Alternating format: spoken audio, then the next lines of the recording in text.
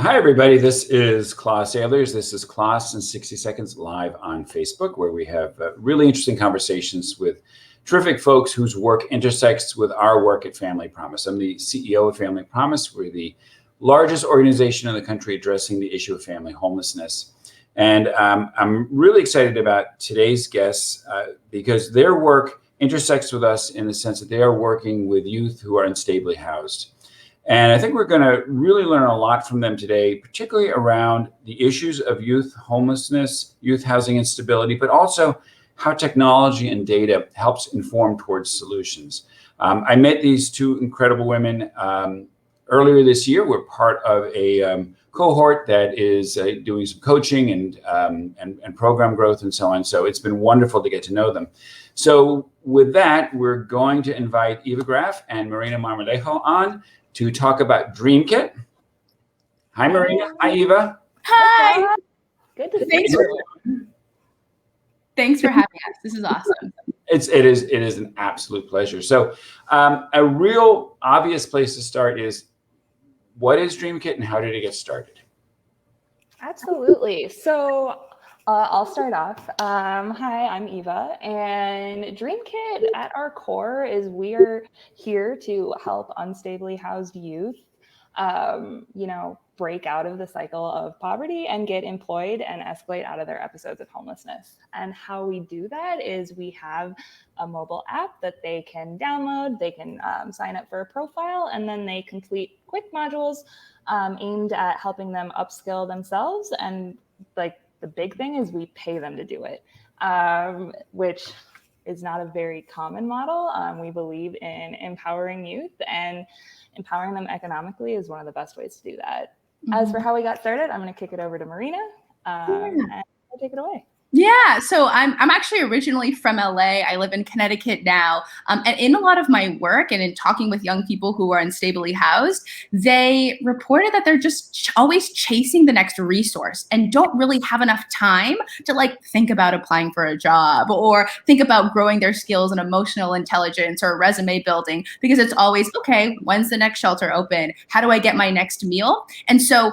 there are inherent skill sets in there, right? Time management, planning your day, these skills aren't recognized by society. And so DreamKit is really trying to reverse that narrative and say, okay, these youth are incredibly skilled. How do we create a platform that's helping them to be more skilled in areas that society deems acceptable, appropriate, exciting, and less about just getting better at skilled at being homeless? And so DreamKit is paying youth to build more professional development skills and saying, hey, we know that you have the capacity to do so. Let's give you some money so you can buy food, clothes, hygiene products in that process of skill building. So yeah, Eva mentioned it before, very unique, not enough data out there that's supporting that we should pay people in poverty, right? We just don't trust them with money for some reason. And so DreamKit is very much reversing that narrative as well.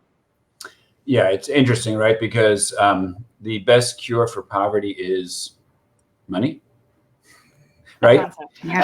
Right. And so what you're doing is what I'm understanding you're doing is you're saying, look, let's give money. Let's create a transactional transfer so that they are getting money, but they're making an investment in building skills that will enable them to get more money down the road. Right. So it's really just an investment that you're making. Not even really doing that. And it's also to kind of mitigate the opportunity cost of engaging with social services. That takes time. And when youth are stuck in survival mode, they're looking for their next meal, they're looking for their next shelter. And there's no time to be engaging with social services that can help them, because that's simply not a priority. So we're attempting to kind of break that and mitigate that opportunity cost. I love that you framed it too in terms of an investment, because we're only working with youth who want to build themselves up a little bit. And so when there's this larger critique, and I'm sure we can all know this, about homelessness and giving people money, it's well, they're irresponsible or they haven't worked for it. Tell them to get a job. First of all those are very toxic and inappropriate comments. But also, we're only giving youth money who've completed DreamKit activities, right? They've shown that they've built X and Y skill sets. And so we're really not even engaging in youth who just aren't ready for that second step in making more sustainable change. So.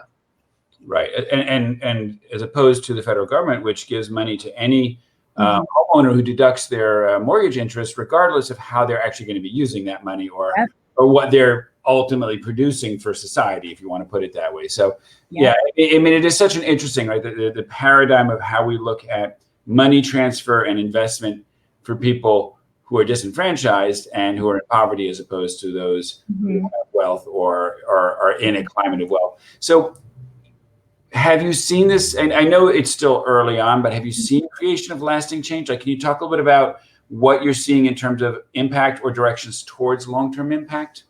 Yeah, I could take this on even then, and then you can go too. Something that's really exciting in the conversations we're having is how can these DreamKit like financial transactions mean more in our economy? And what I am trying to describe is like, how can DreamKit maybe help build credit, help build saving behaviors, help build understanding around banking? Like we're essentially a microcosm of a greater economy. And so when you ask Klaus like about what impact are we having, it's really this understanding from a financial perspective that youth have a say in their immediate financial gratification in a way that doesn't exist right now. Usually it's like, okay, I got to get a job. And in order to get a job, I have to like build my resume. In order to build my resume, I probably have to go to the library and like get my resume squared away. But DreamKit is saying, no, you put in like a day's worth of work, you can get $50. And so I think that's just an exciting impetus for them, because there's never been that short-term understanding that what they're doing can equate to money then and there in this like homeless ecosystem. And in terms of, just speaking with the youth we serve, they're telling us this is helpful, this is helping me. Like I've never been able to participate in something like this before, and they love it. And at the end of the day, like if our youth are telling us that it is helpful, it is helping them achieve their goals, like that is what we have to listen to. Yeah. And that's a great segue, Eva, to what I wanted to ask about next, because one of the things I love about what you're doing, what's so compelling, is that you have engaged youth in the creation, direction, and implementation, right? And one of our firm beliefs is that those with lived expertise hold the solutions and need to have the power, need to be giving direction, right? Because in our sector of homelessness, for 40 plus years, everything's been driven by people who are, for the most part, affluent and housed and so on. And the situations have only gotten worse. So I don't know, to me, that doesn't seem like such a hard equation to figure out. Like it ain't working that way. So maybe there's another way to make it work. So talk to me a little bit about how that has helped your impact and maybe even how you came to that determination, or if you started there or if you kind of discovered it as you went along. Mm-hmm.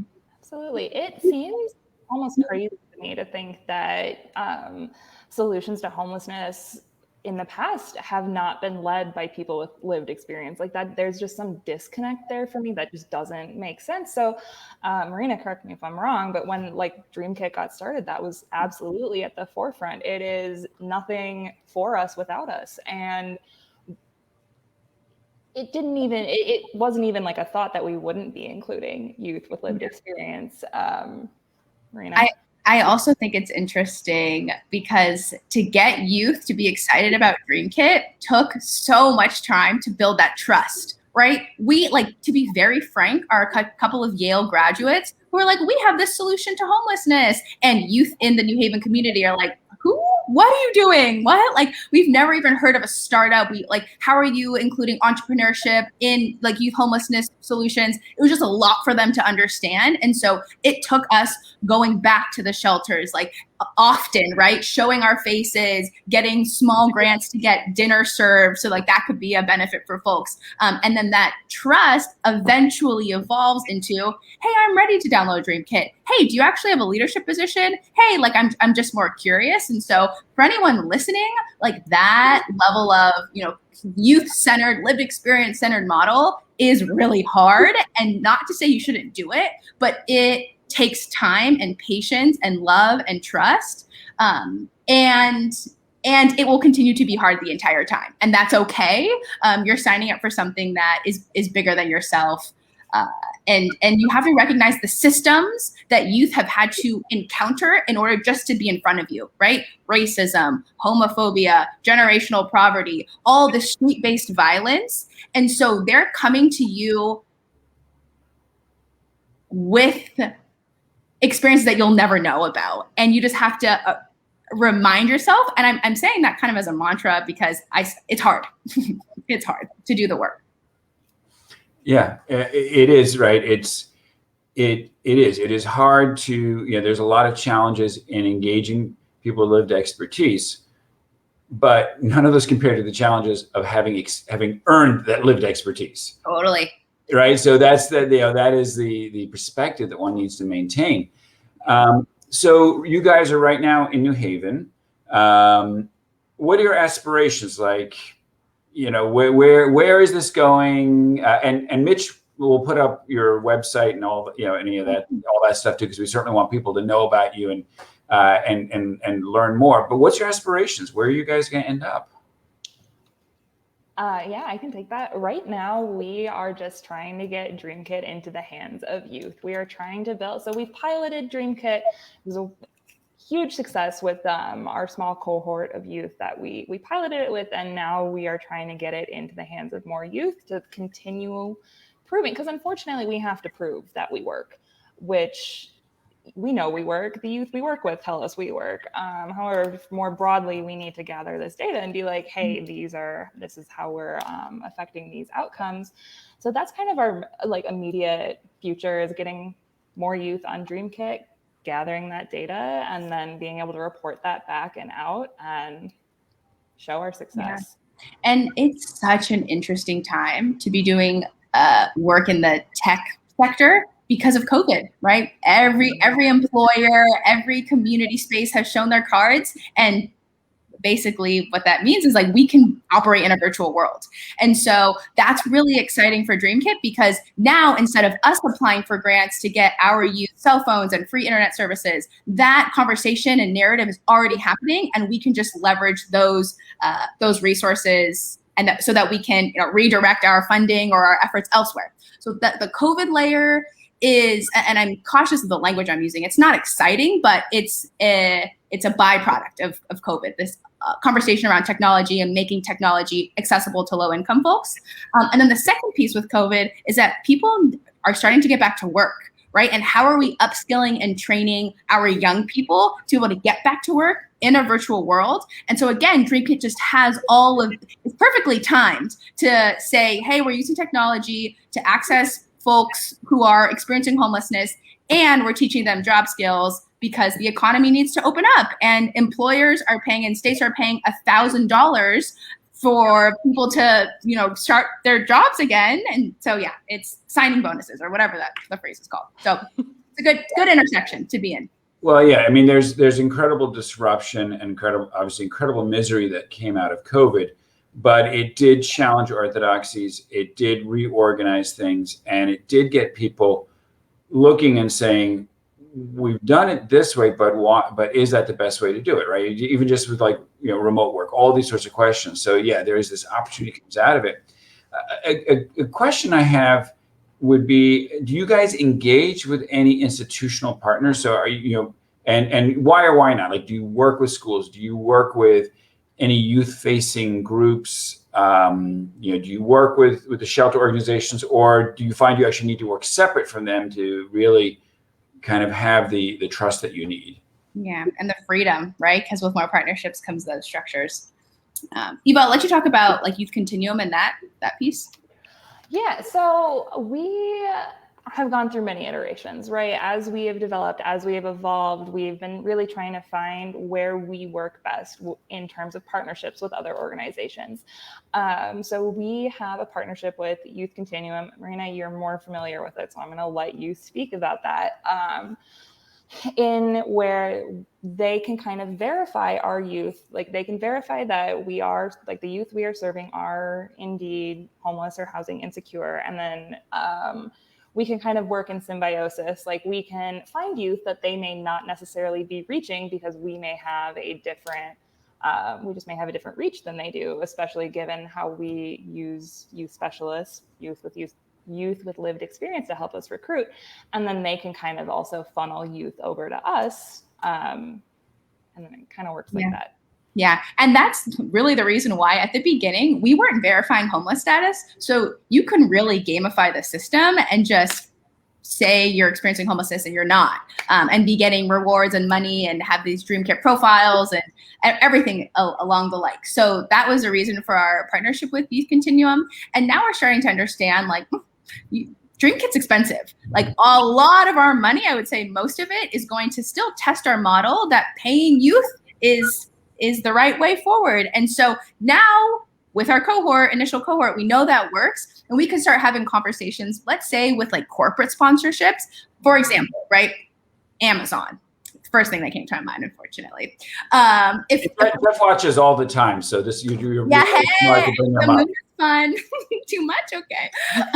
And so say we have like a partnership with Amazon, and they want 100 employees, but they really want them to have like these 10 skills, time management, etc.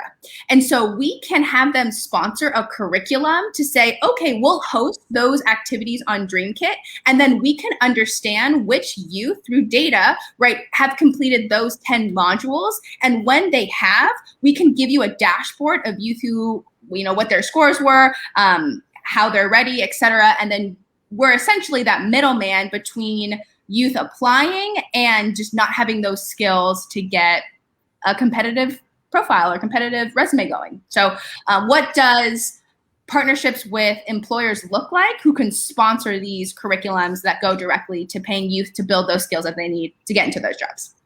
Right.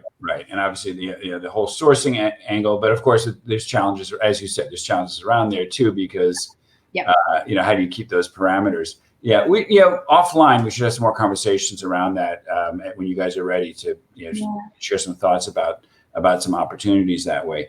So the last question I'll ask you is, if you have an hour with the president and the secretaries of Health and Human Services and HUD and Education, what would you tell them? What changes? What counsel would you give them? Yeah. So the first thing that's coming to my mind is trust people with lived experience to know what's best for them. Mm-hmm. We're not an expert on anybody's lived experience, and there's just this pervasive mistrust. I feel like we've spoken a lot about trust during this conversation, and the thing is it's just not there.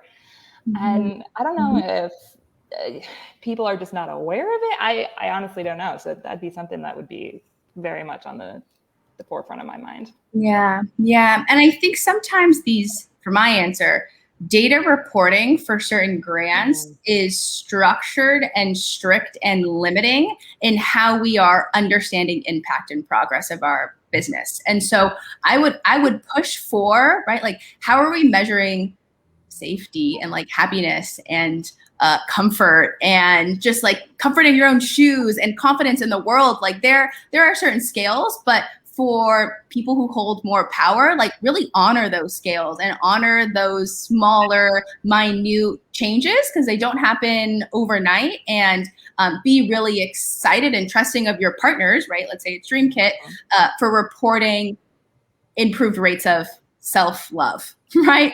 Improved self-rates of confidence and willingness and excitedness to work. Like there's strict guidelines, and I wish they were a little more flexible. Absolutely. I hear you on that, and I would amplify that to say, right, people need to be empowered to set their own priorities, because they know best, right? And and people are incredibly astute as to what their priorities should be. The reason they might act on what we believe they should be their priorities is not because they don't prioritize the things that they need. There's other factors on that. Yeah. And and in terms of how we define success, exactly right. We tend to be right. Funders tend to get to define success. Funders tend to be people with an awful lot of resources. Yeah. That they aren't necessarily sharing freely. So having them define success has some inherent challenges in that. Yeah. And I think this is an interesting way to end this, but it all comes down to capitalism, right? Like how is capitalism defining productivity in people's lives and what that looks like? Why can't someone work 5 hours a day? They have incredible high impact because there are studies to show that like working 4 days a week is just as significant in terms of like outcomes as 5 days. And then have more time for like themselves, etc. So yes, I agree with you and everything you're saying. All right, so we'll end this here. I want to thank both of you for the incredible work you do and for being my guests and for working together in our cohort. And I guess we'll see each other in a few weeks as we close out the program. And I wish you guys all the best of luck and have a fantastic weekend. And let's stay in touch and let's talk a little bit more. Let's do some brainstorming around funding opportunities. Awesome. Thank you so much, class. This has been wonderful. Thank you for this opportunity. You betcha. Take care. Bye. Bye.